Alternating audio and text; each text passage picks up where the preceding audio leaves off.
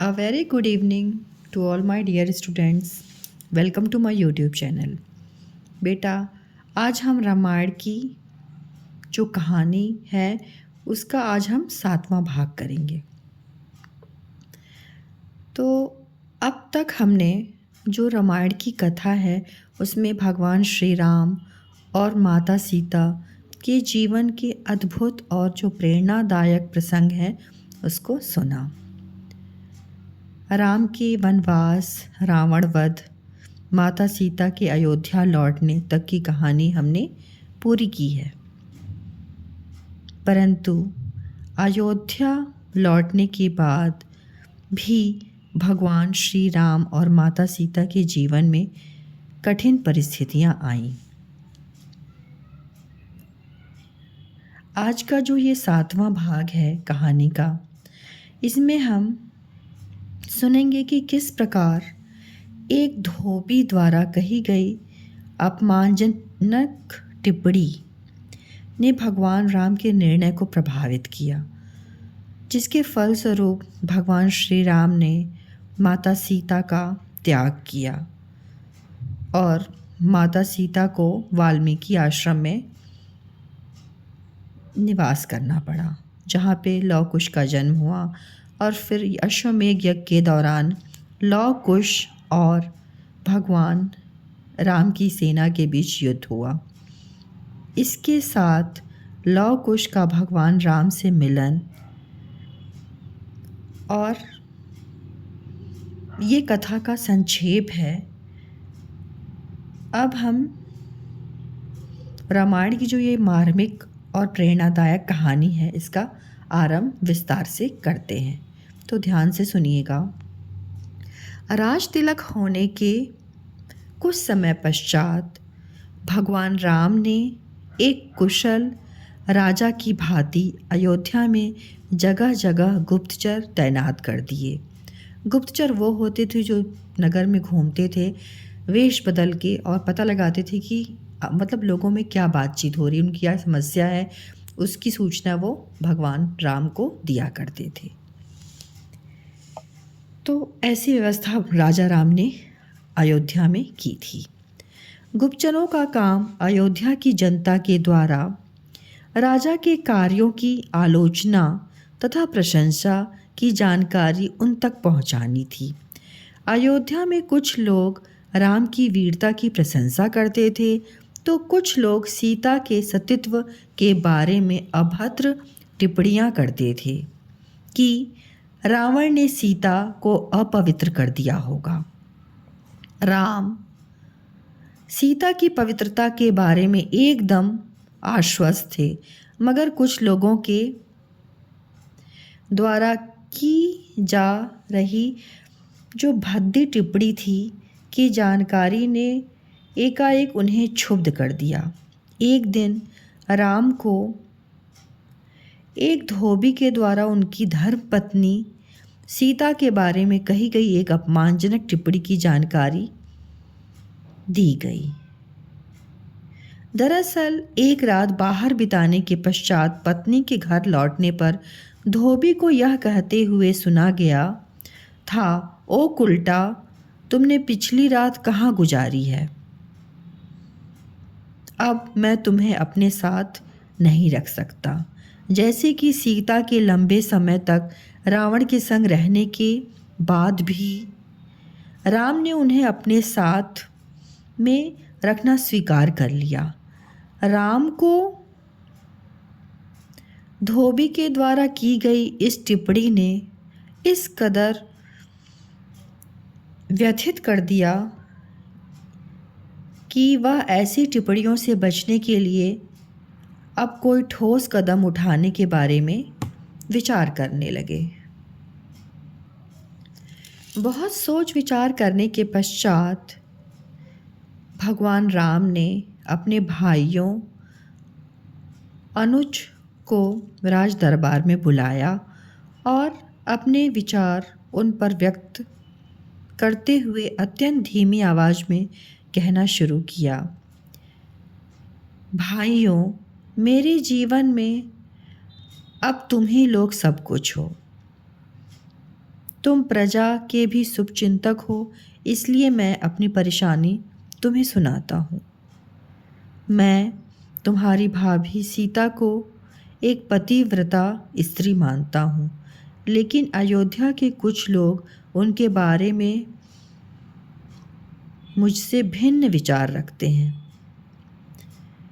उन्हें डर है कि उनकी पत्नियां भी थोड़े दिनों तक दूसरों के साथ समय व्यतीत कर घर वापस आ सकती हैं। एक राजा होने के कारण मैं उनके विचारों की अनदेखी नहीं कर सकता। आखिरकार बहुत सोच विचार करने के पश्चात मैंने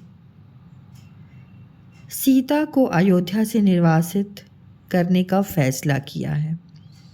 इसके पश्चात राम ने लक्ष्मण से सीता को रथ पर बिठाकर गंगा के उस पार जंगल में वाल्मीकि ऋषि की कुटिया के समीप छोड़ आने का आदेश दिया। अगली सुबह लक्ष्मण ने वैसा ही किया, लेकिन लक्ष्मण ने सीता को उन परिस्थितियों के बारे में नहीं बताया जिसके कारण मर्यादा पुरुषोत्तम श्री राम को ऐसा कठोर कदम उठाना पड़ा। पति के द्वारा उसका सदा के लिए परित्याग किए जाने की बात सुनकर वह मूर्छित होकर गिर पड़ी।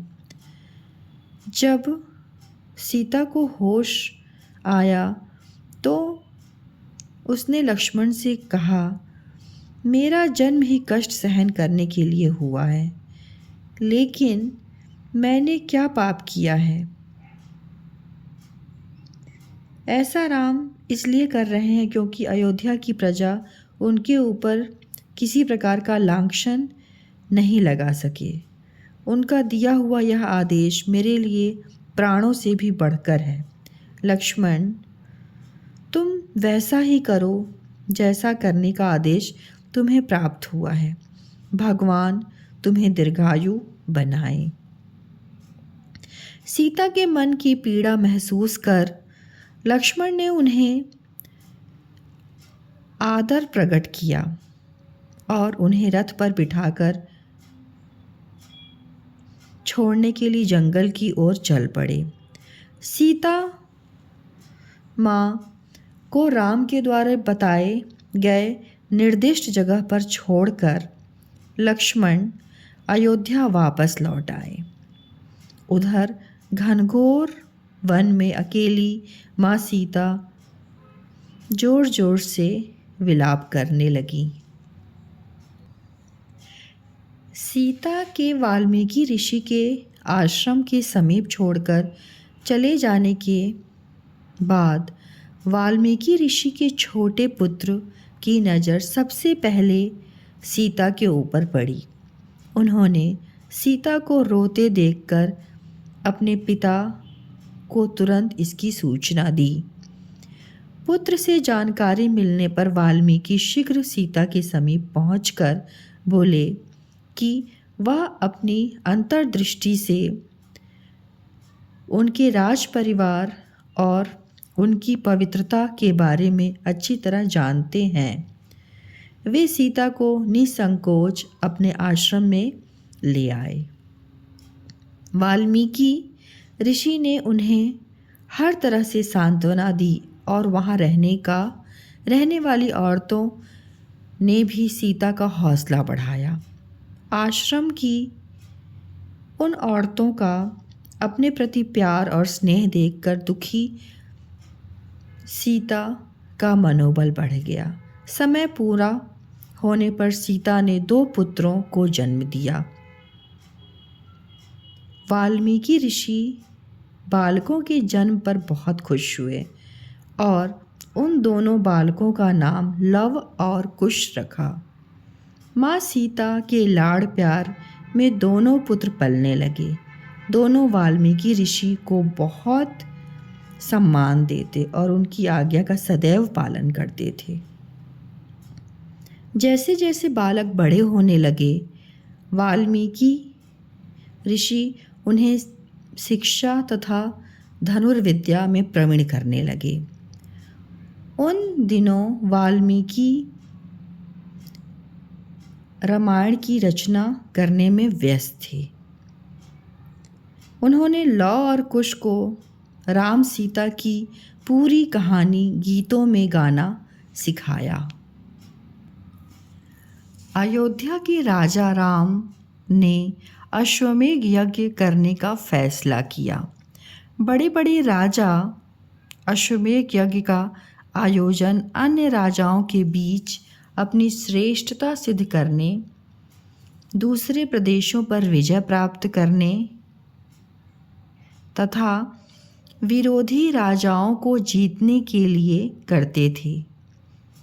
नेमिष के जंगल में पवित्र गोमती नदी के तट पर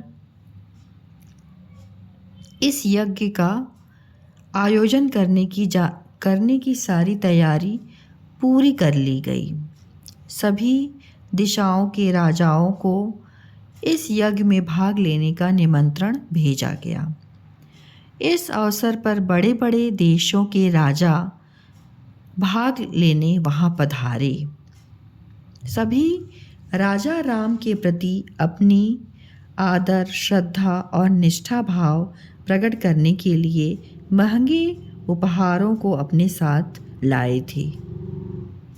राजा, पुरोहित तथा समग्र विशाल प्रजा की उपस्थिति में वैदिक मंत्रोच्चारण का जाप शुरू किया।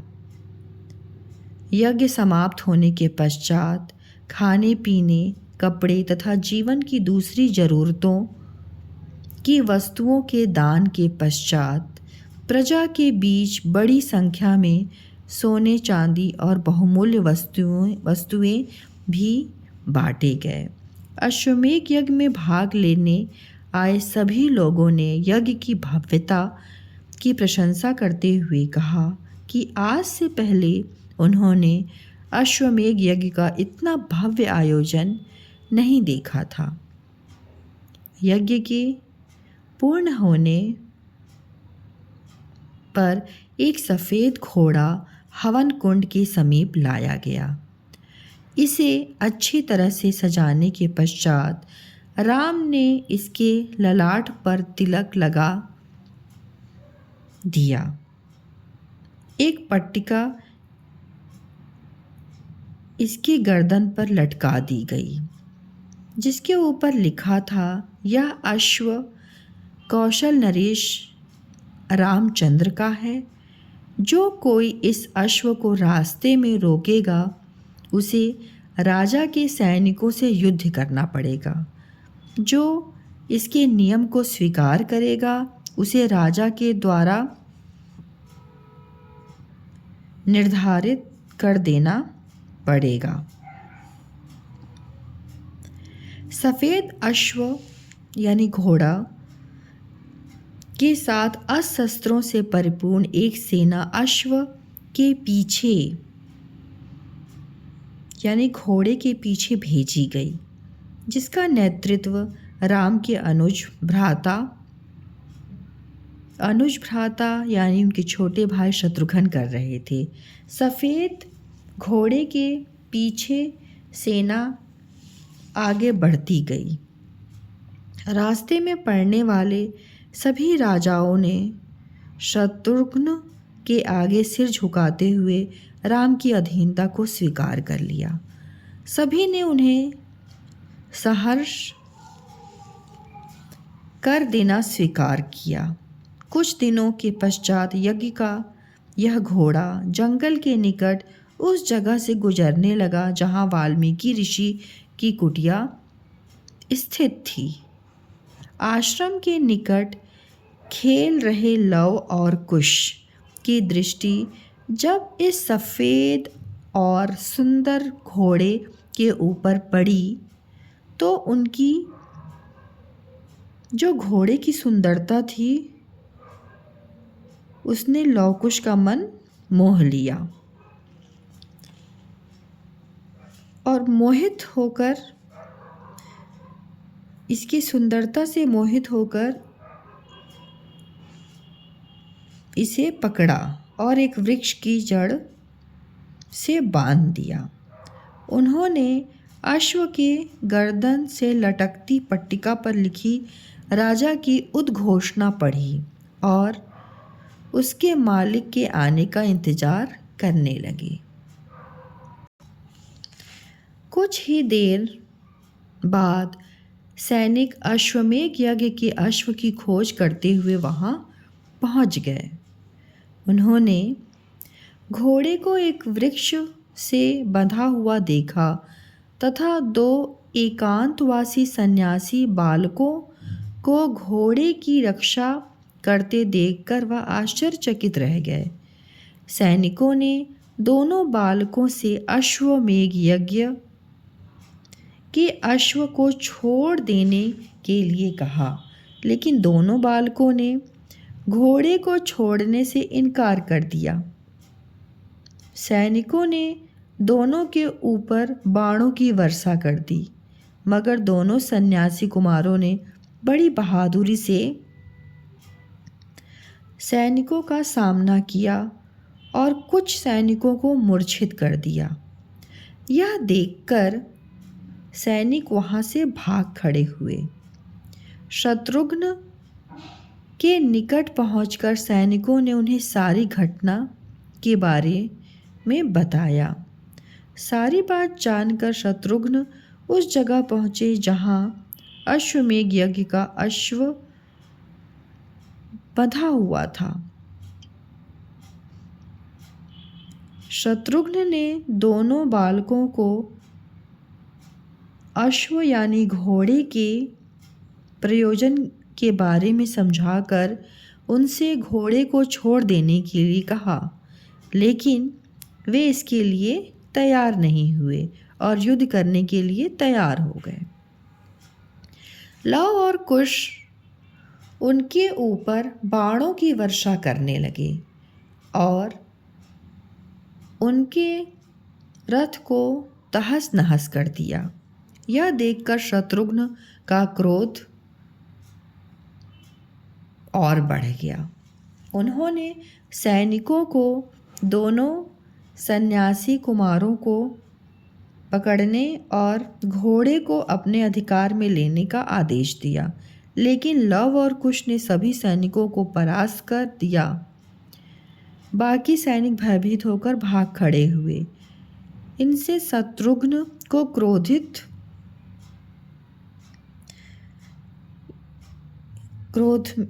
कर दिया। उन्होंने लव और कुश के ऊपर बाणों की बौछार कर दी और सैनिकों को उनके ऊपर आक्रमण करने का आदेश दिया। दोनों पक्ष के बीच घमासान युद्ध हुआ, जिसमें शत्रुघ्न गंभीर रूप से घायल होकर जमीन पर गिर गए। यह देखकर सभी सैनिक दोनों बालकों से बुरी तरह भयभीत हो गए। वे वहां से भागकर राम के समीप पहुंचे और पूरी घटना के बारे में विस्तार से कह सुनाया। राम ने लक्ष्मण को जंगल में जाकर वहां की स्थिति देखने का आदेश दिया। उन्होंने लक्ष्मण को दोनों बालकों को जीवित ही पकड़ने की सलाह दी। जब लक्ष्मण जंगल में पहुंचे तो उन्होंने वहां दो अति सुंदर बालकों को देखा। उन्होंने दोनों से यज्ञ के घोड़े को बिना लड़े ही लौटा देने के लिए कहा, मगर उन दोनों ने लक्ष्मण को तमाशा बना दिया। कुश ने लक्ष्मण के मुकुट पर निशाना साधा। बाढ़ लगने के कारण उनका मुकुट दूर जा गिरा। यह देखकर लक्ष्मण क्रोध में आ गए। क्रोधित लक्ष्मण ने कुश के ऊपर शक्तिशाली बाण चलाना शुरू किया। इस बाण के लगने से कुश घायल होकर मूर्छित हो गए। यह देखकर लव ने तुरंत गुरु का स्मरण किया।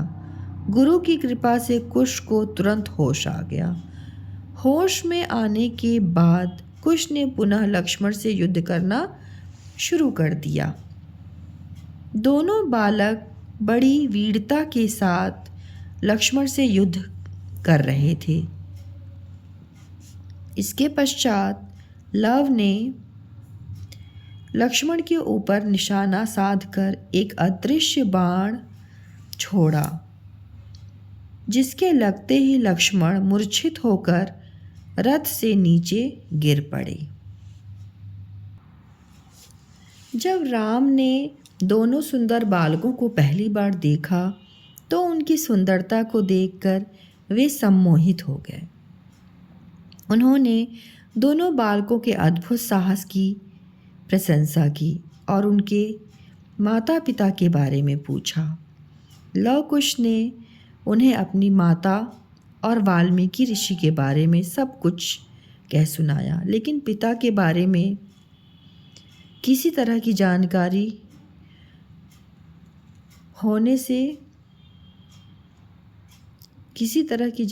होने से उन्होंने साफ इनकार किया। राम अपने दोनों पुत्रों को सम्मुख देखकर बहुत खुश हुए, लेकिन दोनों बालकों ने राम को भी चुनौती दी कि वह उनके साथ युद्ध करे या घोड़े को वहीं छोड़कर वापस लौट जाए। यह सुनकर राम ने अपना धनुष संभाला और दोनों बालकों के द्वारा छोड़े गए तीरों को बड़ी सफाई से काटने लगे। उन्होंने अपनी तरफ से बालकों के ऊपर बाणों से कोई वार नहीं किया। दोनों बालक राम के आश्चर्यजनक व्यवहार को देखकर परेशान हो गए। जब हनुमान ने देखा कि राम दोनों बालकों के ऊपर बाण नहीं चला रहे हैं, तो वह क्रुद्ध होकर युद्ध के मैदान में आ गए। कुश हनुमान से युद्ध करने लगे और उन्हें बंदी बना लिया। इसके पश्चात उन्होंने हनुमान जी को आश्रम में ले जाने का निश्चय किया, जिससे उनकी माता हनुमान को देखकर खुश हो जाए। जब बंदी हनुमान को आश्रम में लाया गया तो हनुमान को बंदी की स्थिति में देखकर माता सीता स्तब्ध रह गईं, लेकिन हनुमान सीता को देखकर अति प्रसन्न हुए। उन्होंने उनके चरण स्पर्श किए। उन्होंने सीता माँ को युद्ध का सारा वृतांत और राम के आने के बारे में कह सुनाया। सीता माँ अपने बच्चों और उनके पिता के बारे में युद्ध जानकर भयभीत हो गईं। वह तुरंत वाल्मीकि ऋषि के सामने पहुंची और अपने मन की पीड़ा को उनके सामने व्यक्त किया। उन्होंने ऋषि से कहा, पुत्रों का पिता से युद्ध करना अत्यंत शर्म की बात है। वाल्मीकि अपने अंतर्दृष्टि से सारा हाल जानते थे। ऋषि सीता माता की बात से सहमत थे। उन्होंने सीता माँ को यह कहकर सांत्वना दी कि उन्हें चिंता नहीं करनी चाहिए, इन सब घटनाओं का अंत सुखद ही होगा। अगले दिन लव और कुश पुनः युद्ध के मैदान में पहुँचे। उन्होंने राम को लड़ने की चुनौती दी। राम ने उन्हें इस प्रकार की बातें नहीं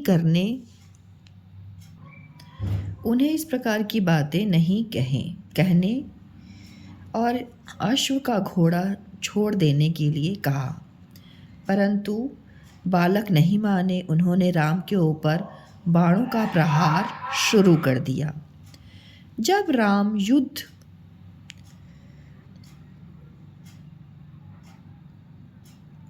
युद्ध के लिए तैयार हुए तो बालकों ने उनके ऊपर अदृश्य बाण छोड़ने लगे। तभी महर्षि वाल्मीकि वहाँ प्रकट हुए और युद्ध बंद करने के लिए कहा।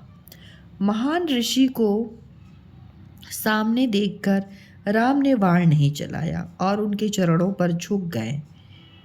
महर्षि ने राम को बताया कि ये दोनों बालक उनके ही पुत्र हैं। यह सुनकर राम बहुत खुश हुए और उन्होंने दोनों को अपने हृदय से लगा लिया।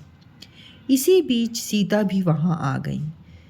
तीनों भाई उन्हें देखकर अति प्रसन्न हुए, लेकिन राम ने सीता को देखकर किसी प्रकार की खुशी व्यक्त नहीं की, क्योंकि राज्य की प्रजा का विचार सीता के प्रति अब भी ठीक नहीं था।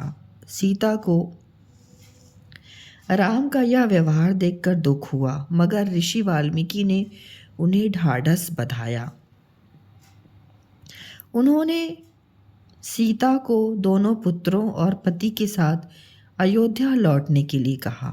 सीता ने राम की तरफ देखा, परंतु राम ने सीता से कुछ नहीं कहा। इसका मतलब था कि वह सीता को अपने साथ अयोध्या नहीं ले जाना चाहते थे। वाल्मीकि ऋषि ने भी राम से सीता की पवित्रता की पुष्टि की, लेकिन अयोध्या के राजा होने के नाते राम जनता की आलोचना से डरते थे। यहाँ अभिप्राय डरने का नहीं, भगवान डरते तो नहीं थे, लेकिन चूँकि समाज में ऐसी प्रथा थी, इस वजह से उसका मान रखने के लिए उन्होंने ऐसा किया था। इसीलिए उन्होंने माँ सीता को उनके साथ अयोध्या लौटने के लिए कुछ भी नहीं बोला। इस तरह माँ सीता आश्रम में ही रही। जब राम ने सीता को अपने साथ में अयोध्या नहीं जाने के लिए कहा, तो उनके तीनों भाइयों लक्ष्मण, भरत और शत्रुघ्न ने उनके साथ में अयोध्या चलने के लिए बहुत आग्रह किया, लेकिन उन्होंने अयोध्या जाने से इनकार कर दिया, क्योंकि भगवान राम उन्हें अपने साथ ले जाने में संकोच कर रहे थे। राम को ऐसा करते देख वह अत्यंत शोक में डूब गईं और टूटे हृदय से सरयू नदी के तट पर पहुंचकर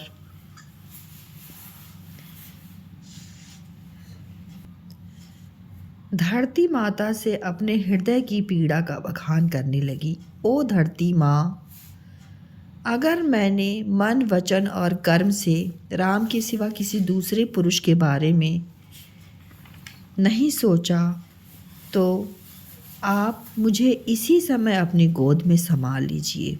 सीता का विलाप सुनकर वहाँ बड़ी जोर से बिजली चमकी और भीषण आवाज़ के साथ धरती फट गई। एक चमकता हुआ सिंहासन धरती के गर्भ से प्रकट हुआ, जिसके ऊपर स्वयं धरती माता विराजमान थी। धरती माता ने दोनों हाथ बढ़ाकर सीता का स्वागत किया और सीता उनकी गोद में जाकर बैठ गई। इसके पश्चात सिंहासन वापस धरती के गर्भ में समा गया। फिर सब कुछ वैसा ही सामान्य हो गया जैसा थोड़ी देर पहले था। बाहर के लोग जो इस विस्मयी घटना को अचंभित होकर देख रहे थे, उनकी आंखों से अविरल अश्रु प्रवाहित होने लगे। लव और कुश अत्यंत पीड़ा से रोने लगे। सीता को वापस धरती माता के गर्भ में वापस जाते देखकर राम जड़वत रह गए। राम अपने दोनों पुत्रों और अन्य सभी सहयोगियों के साथ अयोध्या वापस लौट गए। अयोध्या लौटने पर उनकी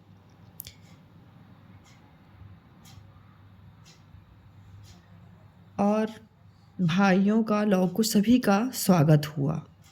अयोध्यावासी अपने प्रिय राजा राम के सीता के बिछुड़ने के कारण हृदय से दुखी थे। उनके मन में शांति नहीं थी। कुछ समय के पश्चात तीनों रानियों का स्वर्गवास हो गया। इससे राम बहुत दुखी हुए और वह शोक में डूब गए। अयोध्या में लंबे समय तक राज करने के पश्चात राम ने अपने जीवन के महत्वपूर्ण घटनाओं को याद करते हुए सोचा कि अब पृथ्वी पर उनके जीवन का उद्देश्य समाप्त हो गया है। उधर भगवान विष्णु ने धर्मराज को अपने पास बुलाकर कहा, हे मृत्यु के देवता, भगवान राम ने पृथ्वी पर अपना जीवन काल पूरा कर लिया है। कृपया आप धरती पर जाकर उन्हें स्वर्ग में आने के लिए कहें। धर्मराज एक ब्राह्मण के वेश में अयोध्या पहुँचे और महल के दरवाजे पर लक्ष्मण से मिलकर राम से मुलाकात करने की इच्छा प्रकट की। लक्ष्मण ने राम के निकट पहुंचकर एक ब्राह्मण के आने की सूचना उन्हें दी। लक्ष्मण की बात सुनकर राम स्वयं बाहर आए और धर्मराज को महल के अंदर ले गए। ब्राह्मण वेशधारी धर्मराज ने अंदर पहुंचकर राम को अपना वास्तविक परिचय दिया और भगवान विष्णु का संदेश राम को कह सुनाया। धर्मराज की बात को सुनकर राम बड़े प्रसन्न हुए। उन्होंने कहा, मैंने मानवता की सेवा के लिए धरती पर जन्म लिया था। क्योंकि मेरा धरती पर जन्म लेने का उद्देश्य अब पूरा हो चुका है, इसलिए मैं वापस स्वर्ग में लौटने के लिए तैयार हूँ। जब महल के अंदर राम धर्मराज के साथ वार्तालाप में व्यस्त थे, तभी दुर्वासा ऋषि राजमहल में पधारे और लक्ष्मण के सामने पहुंचने पर राम से फौरन मिलने की इच्छा प्रकट की। लेकिन लक्ष्मण ने उन्हें राजमहल के अंदर जाने की अनुमति नहीं दी। लक्ष्मण के द्वारा महल के द्वार पर रोके जाने पर दुर्वासा ऋषि ने क्रोध में आकर उन्हें पूरी अयोध्या नगरी को भस्म कर देने की धमकी दी। लेकिन लक्ष्मण ने उनकी धमकी सुनकर भी नहीं डरे। उन्होंने राम के द्वारा सौंपे गए कर्तव्य का पालन सर्वोपरि समझा। लक्ष्मण से महल के अंदर जाने की अनुमति नहीं मिलने पर दुर्वासा ऋषि अपने क्रोध पर काबू नहीं कर सके। उन्होंने लक्ष्मण को फौरन धरती का त्याग कर स्वर्ग चलने का आदेश दिया। इसके पश्चात उन्होंने स्वयं ही महल का द्वार खोला और अंदर प्रवेश कर गए। राम इस वक्त दुर्वासा ऋषि को देखकर चौंक गए, लेकिन उन्होंने ऋषि का सभी प्रकार से आदर सत्कार करने के पश्चात उनको सुंदर भोजन कराया। ऋषि राम की सेवा से अति प्रसन्न हुए और राम को लक्ष्मण को दिए गए श्राप की जानकारी दी। यह सुनकर राम उदास हो गए। उन्होंने दुर्वासा ऋषि से कहा कि उन्होंने बड़ी गंभीर गलती की है। राम के मुख से यह सुनकर दुर्वासा ऋषि विचलित मन से वहाँ से प्रस्थान कर गए थे। इसके पश्चात लक्ष्मण राम के निकट पहुँचे। वह बेहद शांत थे। उन्होंने राम को अपने बारे में चिंता नहीं करने के लिए कहा। इसके पश्चात वह सरयू नदी के तट पर पहुँचे और हाथ जोड़कर ईश्वर से प्रार्थना की। लक्ष्मण की प्रार्थना सुनकर देवता उन्हें सशरीर धरती से स्वर्ग ले गए। भगवान राम और उनके दोनों भाई भरत और शत्रुघ्न लक्ष्मण के चले जाने से बड़े असहाय और दुखी महसूस कर रहे थे। राम ने अपने मन में पहले से विचार कर लिया था कि अब पृथ्वी पर उनका उद्देश्य पूरा हो चुका है। उन्होंने लव और कुश को अलग अलग देशों का राजा बना दिया। लक्ष्मण के पहले स्वर्ग चले जाने से राम को उनकी जादुई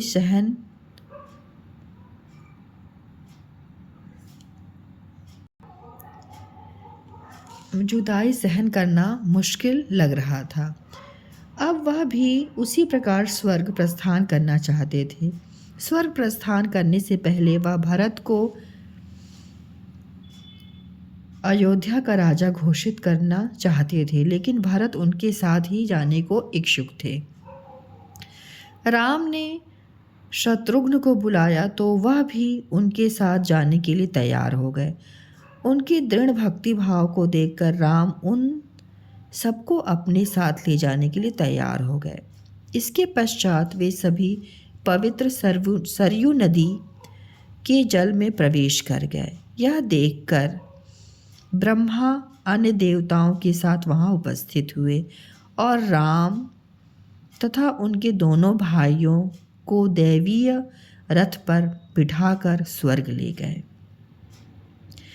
रामायण की कहानी का यही चरमोत्कर्ष है। जो कोई रामायण की चौपाइयों को श्रद्धा और भक्ति भाव के साथ पाठ करता है, उसके जीवन में सदैव सुख, शांति और समृद्धि बनी रहती है। इसी के साथ रामायण की जो ये कथा थी, श्रेष्ठ कहानी, महाकाव्य ही है पूरा रामायण, ये आज मैं ईश्वर की कृपा से ही आज कंप्लीट कर पाई हूँ। बच्चों, आपको कैसा लगा ये वीडियो ज़रूर बताइएगा। जय श्री सीताराम। मिलते हैं एक नए वीडियो के साथ।